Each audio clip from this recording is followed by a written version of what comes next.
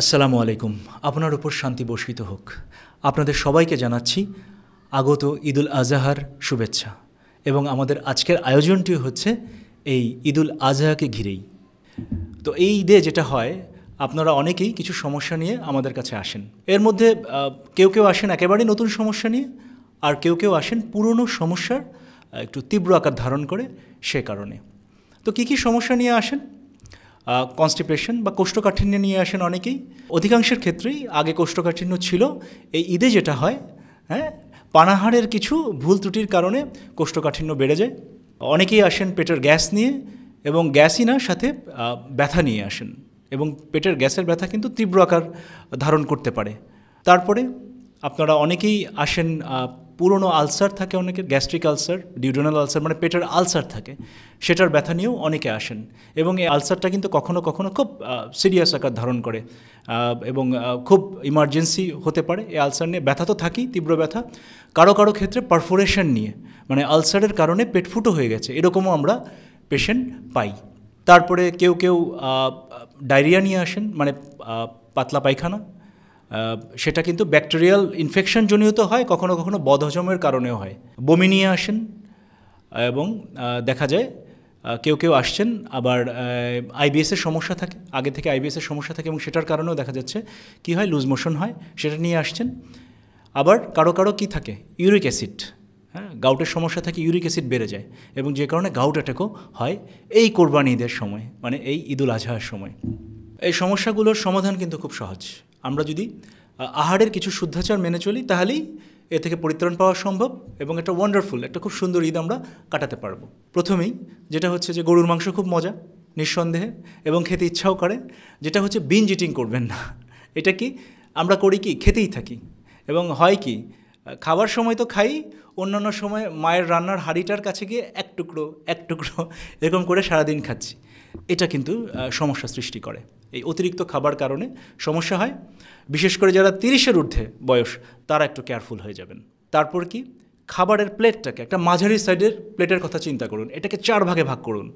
4 ভাগের 1 ভাগে কি থাকবে, রুটি বা পোলাও বা ভাত থাকলো 1 ভাগে।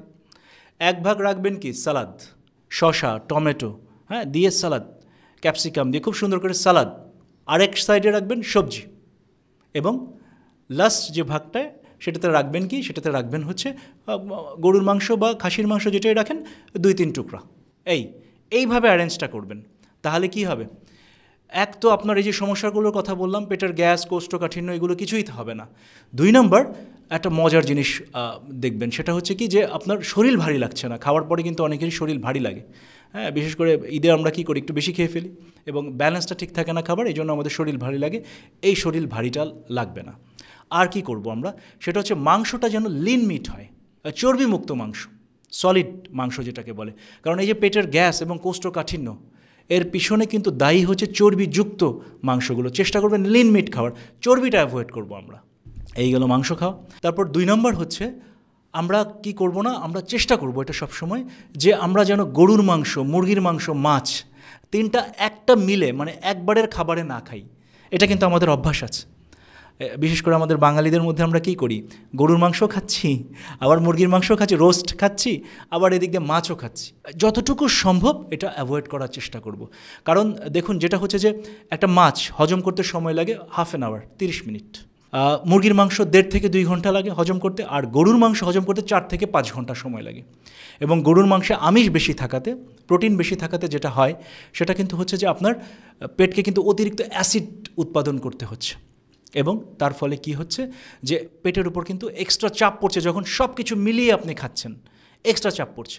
এর ফলে কি পেটের গ্যাস দেখা দিবে, বদহজম দেখা দিবে, এবং ধীরে ধীরে কি হবে, আপনার পেটের যে স্বাভাবিক হজম ক্ষমতা, এটা কিন্তু কমে আসার মানে একটা রাস্তা তৈরি হবে। সুতরাং আমরা কি করব, আমরা যে কোনো একটা দিয়ে মিল করার চেষ্টা করছি। এখন খাচ্ছি যে গরুর মাংসই খাই, অন্য সময় আমরা মুরগি খাবো, বা অন্য সময় আমরা মাছ খাবো। এইভাবে আমরা চেষ্টা করব যেন আমাদের পেটটা সুস্থ থাকে। এই নিয়মটা মানলে কী হবে, আমাদের এই হজম শক্তিটা ইনটেক থাকবে, মানে ভালো থাকবে। এই গেল। তারপর আমরা কি করতে পারি, গুরুপাক খাবার খাওয়া হয়ে গেল, মানে একটু চর্বি, মানে কোনো কারণে মাংস বা একটু চর্বি জাতীয় খাবার খাওয়া হয়ে গেল, পেটটা কি একটু অস্বস্তি সৃষ্টি হয় পেটে।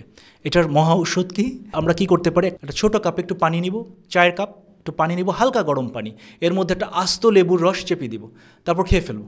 দেখবেন যে আপনার পেট কিছুক্ষণের মধ্যেই কি হালকা হয়ে গেছে। তবে এটা আমরা খাবারের 15 থেকে 20 মিনিট পরে এই লেবু পানিটা আমরা খেতে পারি। আরেকটা কি করতে পারি আমরা, যে লেবুর যে মানে ছোকলার অংশটা, লেবু চিপে ফেলে যে পিছনের দিকে সবুজ অংশ থাকে, তার উপর একটু হালকা সাদা অংশ থাকে, এটা কি করতে পারি আমরা কাঁচা চিবিয়ে খেতে পারি। এটা কিন্তু আপনার হজমে হেল্প করবে, আপনি খাওয়ার সাথে সাথে you will feel comfortable. 4 number, সেটা কি, সেটা হচ্ছে পানি খাবো আমরা পর্যাপ্ত। এবং এটা নিয়ে নানা রকম কনফিউশনের কিছু নাই। আমরা কি করব, যেহেতু এখন গরম চলছে, আমরা কমপক্ষে 1.5 লিটার পানি খাবো এবং ঊর্ধ্বে 3 থেকে 3.5 লিটার ঊর্ধ্বে। যদি আপনার অন্য কোনো শারীরিক সমস্যা না থাকে, যেমন কিডনির সমস্যা না থাকে, অন্য কোনো যদি ডাক্তারের নিষেধাজ্ঞা না থাকে পানি খাওয়ার ব্যাপারে, আমরা এই পরিমাণ পানি খাবো। কারণটা কি, এই যে আপনি মাংস খাচ্ছেন, এটা হজম করতে, আমিষ হজম করতে পানির প্রয়োজন। আচ্ছা, এরপর হচ্ছে আপনার ডায়রিয়া বা পাতলা পায়খানা দেখা দিলে, সে পাতলা পায়খানা কিন্তু দুটো কারণে হতে পারে, ব্যাকটেরিয়াল ইনফেকশনের কারণে হতে পারে এবং ইনডাইজেশনের কারণে, মানে বদহজমের কারণেও কারো নরম পায়খানা হয়। যদি ইনফেকশনের কারণে হয়, এটা বোঝাটা একটু কঠিন, তবে সাধারণত ইনফেকশনের কারণে হলে ওষুধ খেতে হবে, অ্যান্টিবায়োটিকের মধ্যে দিয়ে যেতে হবে, কারণ এটা তাছাড়া সারাটা কঠিন। আর যদি বদহজমের কারণে হয়, সেটা কিন্তু একটু অপেক্ষা করলে কয়েকবার একটু পায়খানা হয়ে যাওয়ার পর পেট এমনিতেই পরিষ্কার হয়ে যাবে, সেটার জন্য আসলে ওষুধের প্রয়োজন পড়ে না। তবে আমরা বলবো যে পাতলা পায়খানা শুরু হয়ে গেলে বা বমি হলে, এবং যেটা হচ্ছে যে আরেকটা সমস্যা হচ্ছে ফুড অ্যালার্জি, মানে আপনি অনেকের কিন্তু হয় গরুর মাংসের অ্যালার্জি, এটা ফার্স্ট টাইম হতে পারে, আবার কারো আগে হয়েছে, এখন আবার খেলে হচ্ছে এরকম অ্যালার্জি। এই সব ক্ষেত্রে আমরা বলবো যে আপনি ডাক্তারের সাথে সরাসরি দেখিয়ে নিন ডাক্তার, এবং পরামর্শ অনুযায়ী ওষুধ খেয়ে ফেলবেন, কারণ ফুড অ্যালার্জি কিন্তু খুব সিরিয়াস হয়ে যেতে পারে।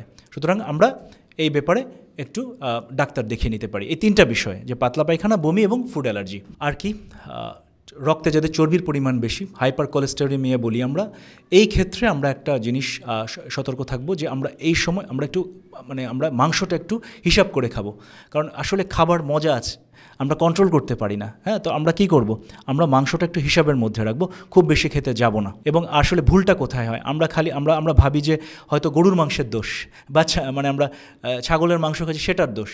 আসলে কিন্তু এটা না। আমাদের বাঙালিরা আমরা যেটা করি, যে এই মাংসের পাশাপাশি আমরা কিন্তু প্রচুর পরিমাণে কি খাই, ভাত খাই। এই ভাত কিন্তু যদি আপনি কাজে না লাগান, দ্যাট ইজ আপনি যদি সেই পরিমাণ ফিজিক্যাল ওয়ার্কআউট না করেন, বা আপনি যদি কাজ না করেন, তাহলে কিন্তু এই ভাতটা কী হবে, ক্যালোরিতে কনভার্ট হবে, এবং ক্যালোরি কী হিসাবে শরীরে জমা হয়, চর্বি হিসাবে। তো খালি গরুর মাংসের দোষ, খালি খাসির মাংসের দোষ দিলে হবে না। আমরা এই ভাতটা যে খাই, অতিরিক্ত ভাতও কিন্তু আমাদের দেহে চর্বি আকারে জমা থাকতে পারে, এবং সেখান থেকেও নানাবিধ রোগ ব্যাধি হয়। আজ এই পর্যন্তই। নিয়মিত মেডিটেশন করুন, টোটালি ফিট থাকুন। ত্যাগের মহিমা, সৃষ্টির কল্যাণ হোক। আগত ঈদের বার্তা। খোদা হাফেজ।